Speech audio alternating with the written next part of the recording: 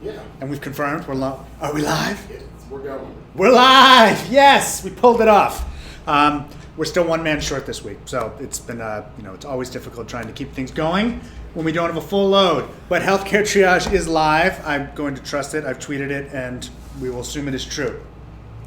Thank you for tuning in. As always, we appreciate it. As we wait for people to arrive, I will do the traditional housekeeping notes. First of all, as I mentioned before, Mark is still away, so no cool graphics this week. And we miss him, but we carry on nonetheless. And since he's also not here, he won't be waving at me to remind you, as always, that none of this should constitute medical advice. Do not, start any kind of therapy or take any drugs or do anything that you hear on the show because of stuff you hear on the show without talking to your doctor first. You should go check out our Facebook page, facebook.com/healthcaretriage. See all videos, comment, meet lots of other people. You can download the cool posters we put up. It's a good way to stay in touch with anything. Plus, we put a lot of the links and stuff that you might want to find from other things that I mentioned there on the Facebook page as well. Father's Day is coming up. It's, just a week and a half away. I'm a father. I hope many of you are too. You can get cool mugs. You can get posters, lots of merch. It's all Healthcare Triage all the time, and we love it. We finally have a podcast of the show. That was one of the first milestones on the Patreon page. I keep saying that wrong. Patreon page, and we made it, which is awesome. So there's now a podcast of the live show. Since it's the least graphics intensive show that we do, you can listen to it on the go, wherever you like. It's on iTunes, SoundCloud, and if you use something else, we've got an RSS feed available. All the links are in the description and on the Facebook page. And in closing, of course, Patreon. It's a great way for you guys to help support the show. The perks are now out in the world. Everyone who signed up before June is now getting the perks. They include getting to vote on future episodes, which many people have already done. See Healthcare Triage a week early. The people who are patrons have already seen Monday's episode. It's like looking into the future. It's amazing. They get to see it early. And there's lots of other good perks. People's names in the credits, getting their names mentioned out loud. I think it's Cameron Alexander, who's our research associate. I just said his name again. If you do it now, a lot of the perks won't kick in until July. So we should say that out loud, because at the first of the month is when everything starts. But if you want to get access to the calendar, the feed, the polls, and all the other great perks, you can sign up now. You will be, the first billing will be on July 1, and that's when the magic starts to happen. So thank you to everyone who supported us in the past. We appreciate it, and we look forward to having more support in the future. On with the show. First question comes from M. Avery. What can we do to make medical research more accessible for lay people trying to make health decisions who aren't medically trained? So those are two separate things. One is how do we make it more accessible, and two is how do we make it more understandable, which I think you're asking for both those things. Accessibility is a problem, although there's a lot of changes that have happened in the last few years, which are good. Part of it is that in the past, the only way you could actually access medical research was to subscribe to the journal. And journals are incredibly expensive. Unless you work for an educational institution, which has institutional access, very few people could get access. And then only really you would hear about a medical study if the press covered it. Which was rare. There's hundreds of thousands, if not more, of studies published every year, and you're going to see very few of them in the media. So how would you know? So a lot of journals are going to what we call open access, meaning that anybody can see them. The federal government is taking steps with any research which is federally funded, which is a lot of it, that even if journals push it out under a paywall or a firewall to begin with, eventually it has to be open access, that anyone can see it, say after a year or so. And so there's a lot of push to make research more accessible in those ways. But that doesn't make it understandable. First of all, it's very difficult to read a medical journal article, even if you do get through all the jargon. Understanding it is difficult. We've done many episodes in trying to explain how you should go about better understanding medical research. I'm toying with the idea of writing a book on the subject as well. And even then, the media doesn't often do a good job, and there's been a lot of articles, especially in the last few weeks, interestingly enough. I've seen them in Vox and New York Times and many other sources talking about how the media is not doing a very good job of describing research. They oversell things which they shouldn't. They don't talk about things that they perhaps should. So if I had to give you a quick decision in trying to understand medical research for people that aren't health trained, and it will sound self-serving, but it's watch Healthcare Triage. That's what we do. That's the show. Trying to translate, research and evidence and data into ways that will make sense to all of you, the general public, so that you can make better decisions about your health and health policy, that is almost the definition of what healthcare triage is about. It's also about what I'd say our blog is about, The Incidental Economist. It's also about what I try to do at the New York Times and writing. That's my job. It's what I want to do. So find people that want to do that. Follow them. Follow them on Twitter. Follow them on YouTube. Follow them on, their other media sources. So do that. That's what we do. Next question, Jessica Benson. What are your thoughts on coconut oil and all of its supposed benefits and uses? So if you watched our episode on nutrition recommendations, you know that I don't think that there's any magical nutrient. I don't think there's any demon nutrient. I don't think there's anything magic about coconut oil. It is sort of the thing du jour. I'm pretty sure that's what they put in like the bullet coffee, and everybody's like, wow, it's the new big thing. And it will be until they've wrestled every dollar they can out of your pocket, and then they'll find the new next big thing. There's nothing magical. It's a liquid source of fats. It's coconut oil. It is probably no better or worse for you than, say, olive oil or something like that. And it's not magic. It's not. And again, if it was evolutionarily magic, animals would have adapted to find the coconut oil to get the magic into themselves, and they don't, because it's not magic. On the other hand, it's not the devil either. It's not going to kill you any more than any other sort of source of liquid fats probably would. I think I shrug my shoulders. It's coconut oil. It's another source of nutrients. I wouldn't go crazy about it. I wouldn't go crazy in either a good or a bad way. But, I think many of the purported health benefits are being oversold, because that's also sometimes what the media does. See question 1 from M. Avery. Next question from Ivana Sunjic. What are some of the diagnostic tests used for IBD, inflammatory bowel disease, aside from colonoscopy? Are certain tests like CRP better than others? You guys ask a lot of questions about IBD. I hope that's not because I have it. And Hank has it too, so maybe it is because we have it. I don't know. Inflammatory bowel disease is a sort of autoimmune-ish type disease where, unfortunately, some of us, our bodies attack our bowels, and it can lead to long-term effects as well as short-term badness. And so there's two kinds. There's Crohn's disease and ulcerative colitis for the most part. I have ulcerative colitis. And so there are tests. The mainstay is you get a colonoscopy, which of course is when they stick a camera up you from behind and take biopsies. And look, that's what they do. It's a colonoscopy. And I've had many of them. Yay. But of course, if we could do it more easily and without having to do the invasiveness of a colonoscopy. And the colonoscopy is not the bad part. It's the prep.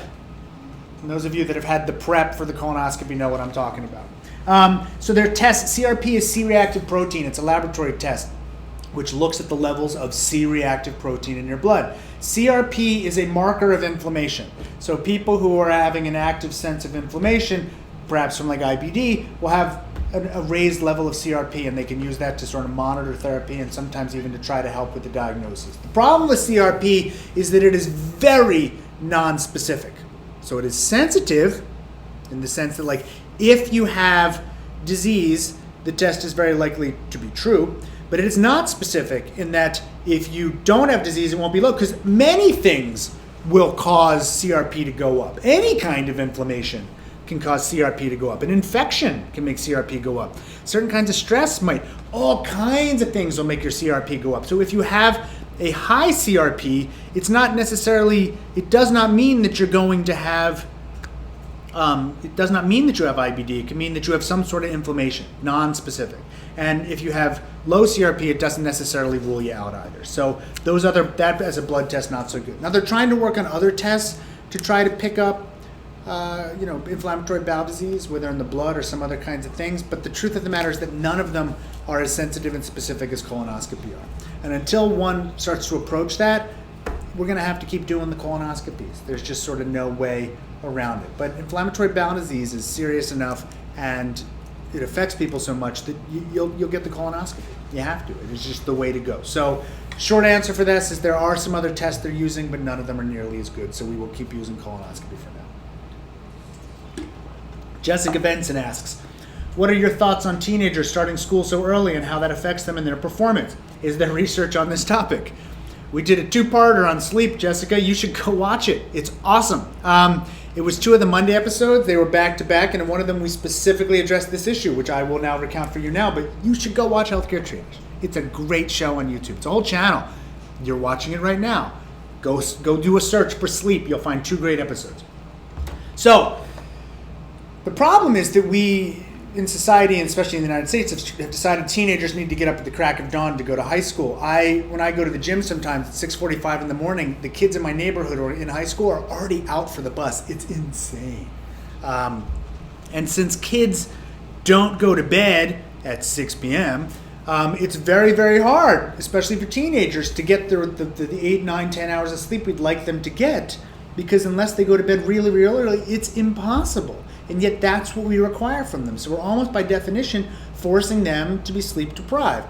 And don't tell me they can go to bed early. Sports activities, lots of activities that are even school related, can go to 8 or 9 o'clock. Then you expect them to do their homework. God forbid they should eat or have a social life, so they can't go to bed earlier. We could, however, start school later. There's nothing crazy, nothing magic about 7 a.m. that they have to start that early, especially when they're often getting out at like 2. So we could start it later. There have been many, many studies that look at how sleep deprivation affects people. Very few of them are on kids in a prospective manner, because it's hard ethically to deprive kids of sleep and see how they do in school. It's hard to do. We can do it in college, and they have, but we can't really do it on teenagers. But what we do know is that a number of states or districts have made policy changes and started school later. And what they do show, you should watch the episode because I might get some of the numbers wrong now, but I will stand by the ones in the episode, is that when they start the schools later, there's an association with better academic performance and better, sort of quality of life and everything else. So we have a lot of ecologic evidence, and it's not like the RCTs that we would like, but there's a decent amount of evidence that shows that letting kids get more sleep and starting school later is associated with better outcomes. The AAP has recently made a push, the American Academy of Pediatrics, to try to get schools to consider starting school later. It seems like a smart idea and something we should do. And there seems to be a decent amount of evidence saying that at least those things are associated with each other. So that's a good thing. We should probably consider it more. Adam C. writes, a friend who works at Epic, who makes electronic health records, tells me that different EHR, electronic health record, software can easily interface, but providers often don't have incentive to set up a connection because they want to provide more services. Can you comment? Providers are not setting up in the connections because they want to provide more service. Okay, so let's back up here. No matter what any of these companies say, and it's all of them, it's not just Epic, it is not easy to set up interfaces with other electronic health records all over the country. That's ridiculous. That is not the case. It is not easy. And even then, easy is a relative term. So what might be easy for someone that works at Epic, and that's their job, is not easy for a clinician who has no training with technological information at all. These are not iPods that are like easy to use outside the box. Electronic health records are difficult to use. And setting them up with networks and trying to make them secure with all the requirements of HIPAA is very difficult. It's why they're very expensive and difficult to do. And the idea that the only reason that we don't have better communication between EHRs across the country is because providers aren't incentivized to do that, there's no truth to that at all. And how would we incentivize them? Would we pay them? Who's going to pay them? It's not their job.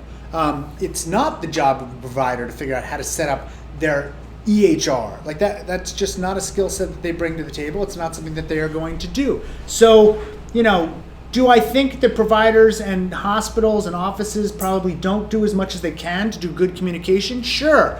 But that's not why EHR softwares, they don't talk to each other. And often it's the company's fault that they don't talk to each other, because it is in all of those companies' best interest that the data can't be shared between EHRs as cleanly as we'd like. It incentivizes the providers to keep buying their own company's software. So if you buy one thing from Epic, you buy everything from Epic. If it was easy to hook it up, then we could just throw the Epic in the trash and get a new system. That's not how these things work. Epic may have ways that they say that you could set up new connections, but I'm really into this field, and I'm telling you that none of the vendors make it totally easy to get data in and out of them in ways that people could do tons and tons of innovation. That's just not the case. I've often said if there was one thing I wish the High Tech Act would do, it would be to force providers or force the vendors to actually do that, to make it so the data could come in and out totally cleanly whenever we want. That would improve communication. Improved communication would improve care. That's what we all want. Next question, Sam Cook. Does cooking food make it less or more nutrition to eat? Less or more nutritious to eat? Does the heat break down nutrients, or does making it easier to digest make the nutrients more accessible to the human body? There's not an easy answer to this question. And it is probably true that cooking food in some ways does remove some of the proteins or perhaps some of the things that we care about. But it is a relative change, not an absolute change. People are not vitamin deficient because we cook our food. People are not getting too little protein because we cook our food. People are not getting too little carbs or fat or anything else that we care about because we cook our food. And in fact, most people are not vitamin deficient. So the idea that we have a problem with health and nutrition in America or in the developed world because we cook our food is just not true. You will probably find people who can do a study that'll show, oh my God, we reduced the level of a certain vitamin by making this food canned or making this food cooked, and it is probably statistically significant, maybe, but clinically significant, no. We have been cooking our food for a long, long, long time, and the history of the world is not that we are getting less and less nutritious. Food is very nutritious. People who have nutritional deficiencies are usually not getting enough food. It is not that they are cooking their food too much. So this is a distraction. It's like the argument about organic versus regular vegetables. I'm thrilled you're eating vegetables. Really. It's not where I care how organic or how natural your vegetables are. If you like the taste of organic food better, awesome. If it makes you happier to buy it, great. But people who are arguing about the relative quantities of conventionally grown versus organically grown fruits and vegetables, again, it's a distraction. I'd rather people just eat more of those things. And so getting into arguments about the nutritional value of these kinds of things, it's almost getting us off the subject. Next question comes from synopsysbane. What are your thoughts on polyphasic sleep? I'm not even sure what polyphasic sleep is. Any ideas? No. We're going to Google it. And while we're Googling it, I'm going to go to the next question, and then I'm going to come back to that one. Greg Pinn. I know how you feel about milk, but are there any positive or negative differences in drinking organic or hormone-free milk over traditional milk? It's like you're teeing them up for me. Yes, you may like the taste better. Otherwise, really, there's not much of a difference at all. Again, why are you worrying about how much, it's milk. You should be drinking it as an add-on to your diet anyway. So what are you getting out of the organic versus the non-organic? People will talk about the vitamin D levels. We're not vitamin D deficient. And even then, in regular people, supplementing with more vitamin D or milk doesn't make them healthier. So you're worried about the wrong thing. Worry about things that matter, or things that can make a big difference in your life. Substituting organic milk for regular milk is a infinitesimal change in most people's diet. It's just not going to make that much of a difference. So go ahead, drink it if you want. Hormone-free milk the same way. Everybody's worried that that the hormones in milk are what are driving changes in people's health and everything else. Well, first of all, why are you drinking so much milk that this makes a difference? Secondly, everybody's treating hormones like hormones like hormones. Hormones are very specific molecules that make a difference in very specific pathways in your body. And the hormone that they might use in cows for various reasons are not the same that the hormones that cause girls to develop early. It's just not always the same. And so, trying to say that hormones are what matter, hormones and soy and all this stuff, it's not all the same. Plus, there aren't enough usually in the milk to make a difference. Do I think we need to give cows hormones? No. So I'd rather not. But it's not how I would choose to focus my time on choosing one over the other. Drink what makes you happy, and drink it in the amounts that make you happy. Did we find polyphasic sleep? Oh yeah, it's sleeping more than once a day. Naps. All right. Synopsysbane is asking me about polyphasic sleep. Evidently, it's napping. I love naps. I wish I could nap. I just can't figure it out in my day. There are a lot of studies actually that can show the benefits of napping, and that short naps even can actually overcome quite a bit of the issues and make things better when people are sleep deprived. It'd be nice if everybody got enough sleep. It'd be nice if we had a world where everybody could nap whenever they want. I'm not going to suggest that we reorient society to allow people to nap when they want, But if you can nap and you find that it's beneficial to you and that's what you mean by polyphasic sleep, why not? Go ahead. It's great. What are the benefits and harms? Lots of benefits, very few harms. Absolutely, you should do it if it's making you happy and you feel like it's going to make you better. But again, do I think that the body of evidence that's available tells us we should reorient the way that the world works so that everybody can nap? That's not going to happen. And I would think people would have a hard time making the argument that the benefits would outweigh the potential harms we'd have to overcome to get society to change in that way. Next question from MrEganator. Can you tell me how much of an impact emotions have on the prognosis of a disease? You guys are very quantifiable, or doing a lot of quantifiable answers in these questions. How much of an impact? Like a number? No. There's also a two-way street on this. It's like, emotions are affected by disease. You're asking me about disease effects, how much emotions affect disease, but disease also affects emotions. And so it's not just like, how is my emotional state going to affect my disease, but disease is also going to have an effect on my emotions. So it's important to treat all of it. You can't artificially improve your emotions in the sense that you're going to improve your disease. We can't do that randomized controlled trial. I can't take people with disease and then somehow artificially try to make them happy or sad in such a way to see if it affects how well their outcomes are from a physical standpoint. That would be unethical and probably impossible. However, there are a lot of studies that show associations, that people with better emotional states might have better prognosis. Of course, that you never know which way the arrow is. It could be that people with a better prognosis have a better emotional state. So I can't untie this for you in the way that you would like. But I would say that we should just treat all of it. We should be treating people's mental health at the same time that we are treating people's physical health. We should be trying to have people have the best emotional health that they can at the same time that we're trying to make them have the best physical health that they can. And trying to figure out, separate them and say that we should treat one in order to benefit the other is doing it wrong. But unfortunately, I agree that that is somehow the lens of which we look at this. We would be probably much, much better off by trying to incorporate it and do it all at the same time and treat everybody to make it good in the same way to try to benefit everybody as much as possible. Next question is from TerryTown. What does the medical research say about chia seeds and ground flaxseed? Am I wasting my money? Yes? I don't know how to break it to you. Well, it depends what you mean by waste. Again, it's your money. Does it make you happy? Then it's not a waste. Are you getting enough emotional and physical benefit from it that you think it's worth the dollars you're spending? Yes. Do I think that this is a cost-effective way for you to improve your health? No.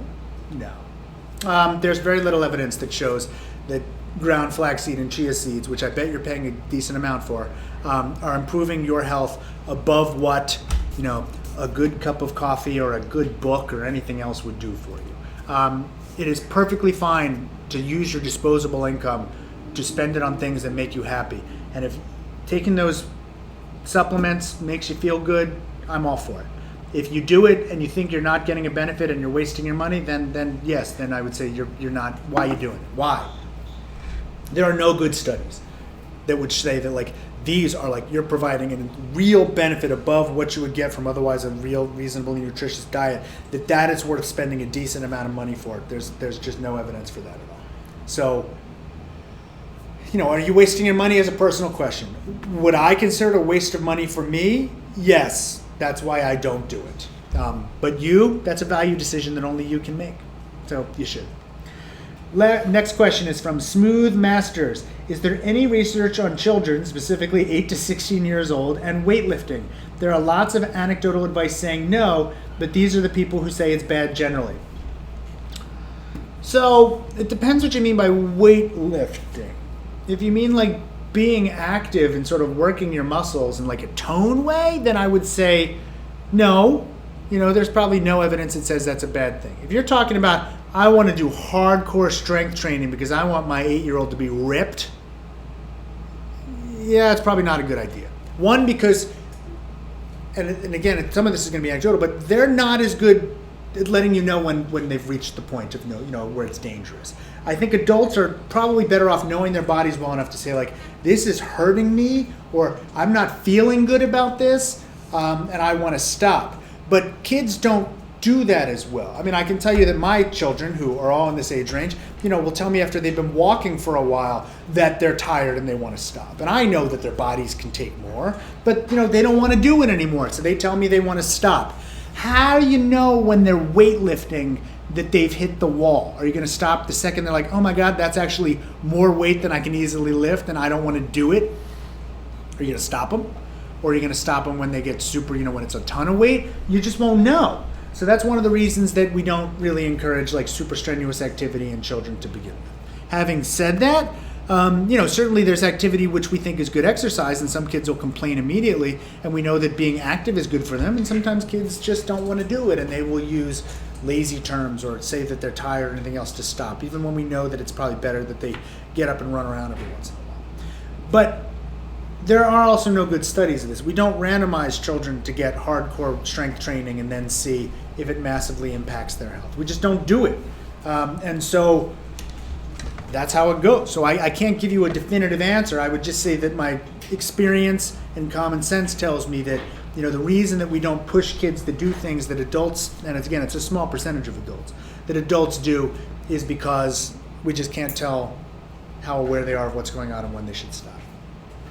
Next question comes from Sher. S-H-E-R. Not the Sher. I had a couple of major knee surgery, ACL and lateral, medial, and meniscus when I was 16. I'm now 22 and run and bike regularly. I still hear the crunching of scar tissue but don't feel anything at all. Will the scar tissue cause a problem later in life? I don't know. Maybe.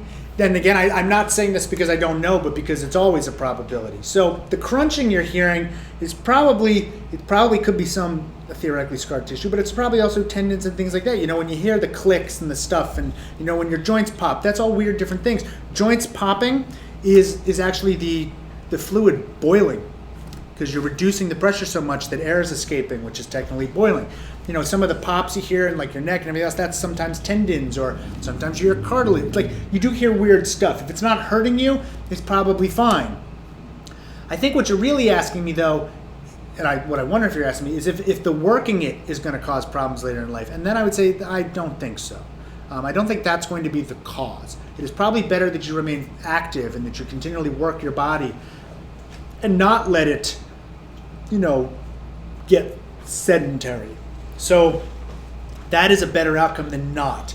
But scar tissue in your body is, often a problem later in life. The number one cause of obstructions in your gut later in life is scar tissue. Like, previous surgery is almost the number one predictor about whether you have, an obstruction later in life, because scar tissue is a bad thing anywhere. It's just your body doesn't know how to deal with it as well as other tissue. So could scars cause problems later in life? Yes. Do I think this is necessarily scar tissue? No. And do I think that working it is the problem? No.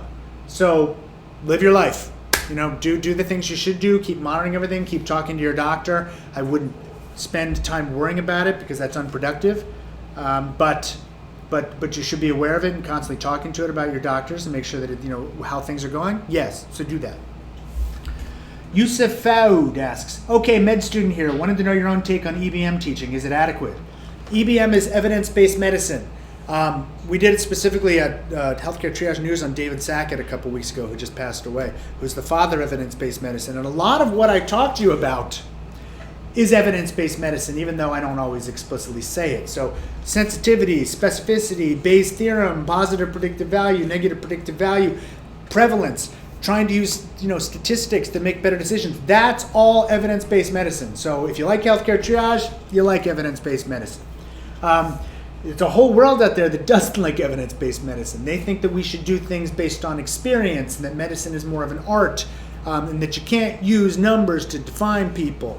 And of course, it's a combination always. It's like, a lot of the art is like trying to figure out what people have so that then you can apply the evidence-based medicine to make better decisions. It's not, I should never talk or think about a person as a person. It is a combination. But evidence-based medicine teaching, I think, is not adequate. we give a few lectures on it, and we expect that students, especially medical students, will absorb it when that's just not the case. And too few doctors understand still the underpinnings of evidence-based medicine. Like too few doctors know what sensitivity and specificity are, or what is Bayes' theorem? How do we use these numbers to make decisions? What do positive and negative tests mean? Too few doctors understand this, and I mean that. And so I think we could absolutely do more to teach evidence-based medicine. Watch healthcare triage. It's a good start. I know lots of people that do use healthcare triage when teaching medical students or residents some of these concepts. So at least it makes us feel good that at least it's being used as an educational tool in this way to try to help doctors and students make better decisions and use evidence-based medicine more. So is it adequate? No. Could we do a better job? Yes. I think healthcare triage is trying to help. Sam Murray asks, hey, I have a question actually. What's an appropriate way to ask a doctor for a second opinion if you think he's not responding appropriately to your issue? Do it. There's no doctor should be upset if you're asking for a second opinion. Now, if you're always asking for second opinions and everything your doctor says, eventually, yes, they will not be happy about that anymore. So if you second guess everything your doctor does, your doctor may at some point say, I don't think our bond of trust is good. I don't think maybe we're getting somewhere. Maybe you would rather see this other person as their primary doc because you seem to trust their opinion more. That's reasonable too. And so there is a fine line between second opinion, which is reasonable, and questioning everything. And that is fine. But when you're making a big momentous decision, when you're talking about a therapy that has both significant harms and benefits, then your doctor comes down on one side of it, but you want to know would other doctors answer that differently. It is very reasonable to get a second opinion. A good doctor will often promote that as a viable option and I say all the time, when I'm talking to people, even friends, I say all the time, like, I'm giving you my opinion. You should go get a couple more, and then you should weigh them all, because a lot of this stuff is weighing benefits and harms, and I have an opinion about it, but it's an opinion. And so that's fine. If not, you should be comfortable asking your doctor, and saying to them, like, I'd like to get a second opinion about this. It seems like a big decision, and I'm concerned about the benefits and the harms and the trade-offs there, and I want to talk to other people. And if your doctor, the first time you say that, has a problem, that's a problem often with the doctor. Doctors should be okay with this. Your ego should not be tied up in it. But you should also be comfortable talking to your physician about it. Of course, I think it's good to talk about these things in general with your physicians anyway. Like, how do you feel about second opinions in general before it even comes up? So you have a sense of, like, what kind of doctor do you have, and do you have a good relationship, and do you mesh well? Because having a good primary care physician, or a physician you have a good relationship with and can talk to honestly, is very, very important. So do that. Last question, because we got to wrap this up. MrEganator, does the weather contribute to any cold-like symptoms? Oh, teeing me up, MrEganator. I'm positive we have a healthcare triage about this too, about colds being caused by the cold. I even know we did a healthcare triage news on this, I think, because someone published a study where the media took it and said, oh, look, they proved that cold weather causes a cold, and that was utter crap. And we explained why. I believe in a healthcare triage where we took that study apart and explained why that just wasn't the case. But no, cold weather does not cause the cold. Going out with wet hair does not cause a cold. If you don't believe me, not being properly dressed doesn't cause a cold. I've included, read my books, read the blog, watch Healthcare Triage. We've covered this many times before. There are lots of studies, and it's amazing because you wonder who volunteers for these studies. But they've done studies where they took people, I think prisoners, and they made them super cold and wet, and then they injected viruses into their noses and saw if they got infected differently than the people who were kept warm and dry. The answer, of course, is no. They can look at people with wet hair. The answer, of course, is no. There's a seasonal aspect to viruses. So some of the more viruses are more common in the winter, but the viruses are more common, not that you're more likely to get sick. Plus, there's a lot of people that think it works in different ways, the weather, where when it's cold, we're more likely to stay inside where we're in close contact to many other people, which leaves us more likely to get infected. So it's the staying inside and not going out into the cold and wet weather, which actually makes us more likely to catch an illness. We're doing it wrong. Shocker. And so all of these things could lead to the idea that you're more likely to catch or get a cold or be exposed to something in the winter but it does not mean that cold or wet weather is causing the cold. It is our behavior, it is the viruses, it's lots of other stuff that happens at different times of the year. So, this idea that make sure you're bundled up or don't go out with wet hair or somehow be panicked about being outside or in the cold weather or it's the cold weather's fault. No, that's just not the case. Watch the episodes. You will learn a lot. I'm going to wrap things up now. Thanks for watching Healthcare Triage Live. We appreciate you sticking all the way through. If you did, consider going to patreon.com and becoming a patron. Lots of cool rewards that you can get. We have milestones which we can meet. We appreciate everyone's support. We appreciate it even more. Go to the Facebook page, facebook.com/healthcaretriage to see all these videos, lots of other links and resources and things you can download and posters and all kinds of cool stuff. It's a great way to stay connected with everything Healthcare Triage. Check out our merch at dftba.com. And that is mostly it. I hope next week Mark will be back. We will be operating at full capacity. We'll get back to doing Healthcare Triage News. There won't be any Healthcare Triage News this Friday. Continue to watch Healthcare Triage. We're in the midst of Parasite Month. It's gross, but you'll love it. You'll love to hate it. Thanks for watching. We'll see you next week.